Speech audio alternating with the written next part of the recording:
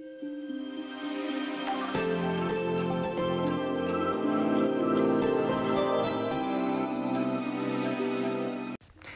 everyone, if you're new to the channel, my name is Angie and along with my beautiful family we are sharing our memories with you. Now today is going to be all about Halloween. Halloween's not huge here in Australia, but we started celebrating Halloween when Lucy was just little, and it was quite a small little thing that we did for her. As the years have gone on, it's got bigger and bigger. My dad does a twilight market for Halloween. Here he is now dressed up as Beetlejuice, and we joined in that. And as we've gone through that over the years, it's got bigger and bigger for us. And we have started having parties for Lucy and her friends probably for the last 3 years now. The biggest mistake I made was putting a lot of money into everything, and that's one of the things that I will walk you through and how I've changed with that over the years. The effort's still there, don't get me wrong, it's a party and it's a party for kids and it takes a lot of effort, but the cost has been cut down dramatically.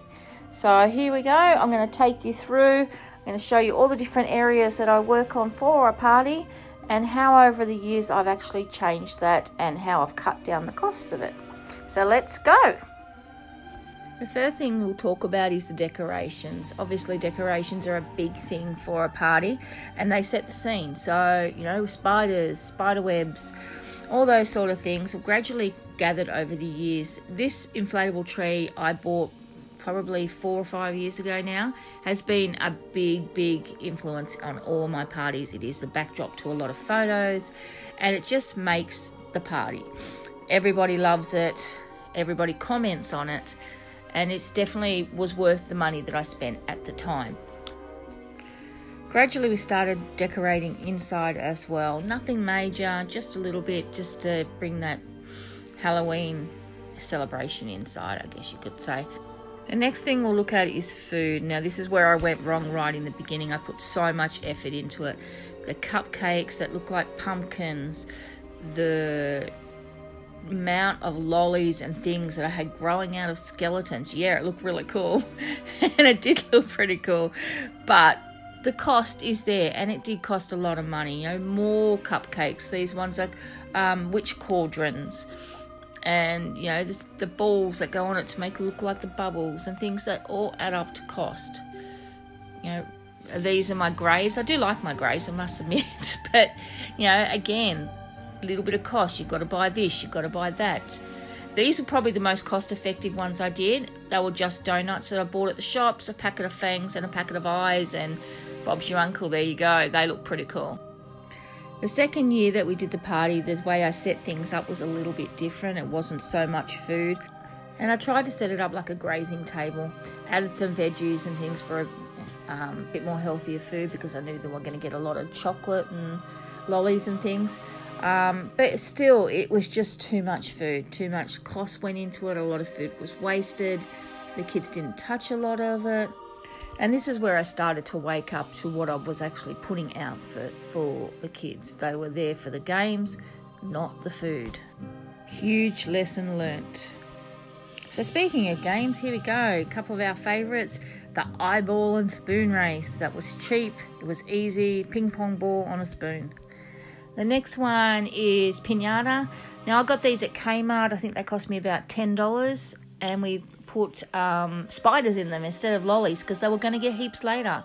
So we did spiders. First couple of years I actually did do lollies, and you'll see the chaos that comes after it in the photo that comes soon. And the spiders, I reuse them. I reuse them every year, so it's another cost-effective thing. There's the disaster. Everybody tried to climb over the top of everybody.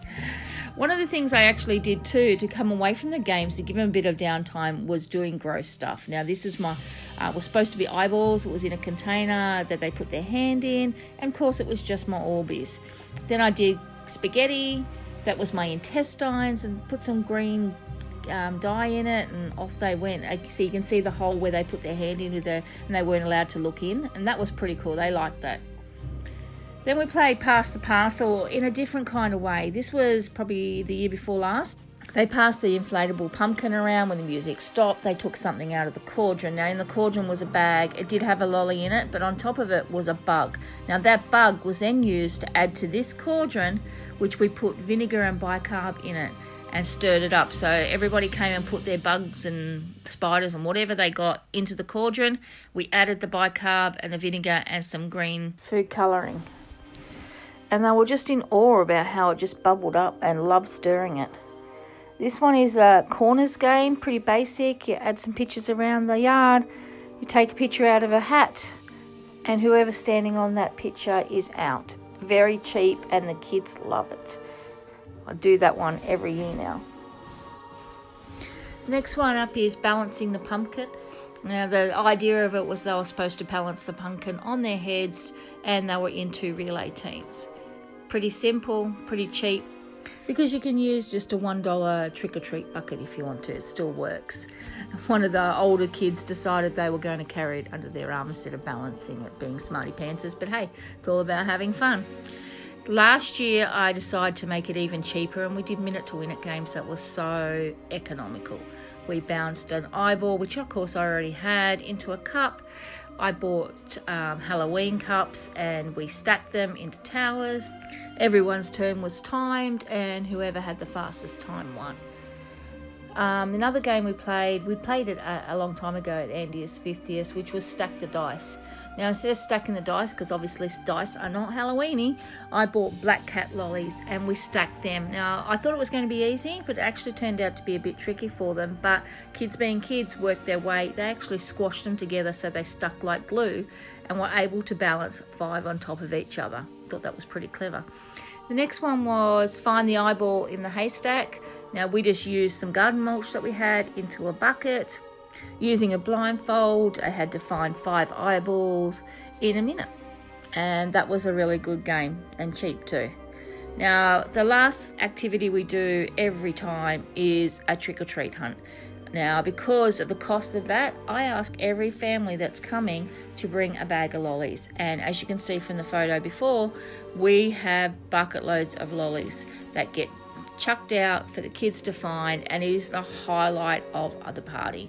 It costs me nothing because the parents bring it, and it is just absolutely fantastic. As you can see by the smiling faces and the full buckets or bags, we have a lot of lollies that go out, and it's just great. The kids actually really look forward to this every single year, and the best bit I love about it is not only that it's economical for me, but it gets the families involved. They go hide all the lollies while I finish off a game that I'm playing with the kids, and they really enjoy that part. Now, for the other games, I used to start with massive buckets of toys, massive buckets of expensive lollies and stuff that I bought from overseas for prizes, and it was costing me a fortune. To be honest, the kids don't need it. They really don't need it. Like, these little fangs didn't cost much. The chatterboxes you can see in the background, these were Play-Doh monsters that I made. I put a lot of time and effort into it, and you know, as you can see by this photo, a lot of expense. And what I ended up doing is I realized that as they got older, they didn't need those prizes. They just wanted more and more games. Now we come back to our decorations again, and using our decorations for the kids. We use them as backdrops and entries and all sorts of stuff, and they absolutely love it. Great for fun photos like this one, or then the children and adults like getting a bit creepy and doing some creepy photos. As this one, I don't even know what Lucy was trying to do with this one, but I think she was trying to be a zombie next to the creepy tree, but who knows, she's funny. But they just love it, and all the parents love that tree. They all get there and they take photos and family photos, and I always use that as a backdrop for any group photos that I take. You'll see one coming up shortly. And of course, for privacy reasons, I've blacked out faces in the group photo. But it gives you an idea of how I use these for the photos that I take, for the memories that we have. And a lot of my families, they use them too. The kids love them. They encourage their parents to take their photos. The parents encourage the kids to have photos taken with them. And it really makes the party and brings those memories about. Another thing is get your parents involved. They have an absolute ball.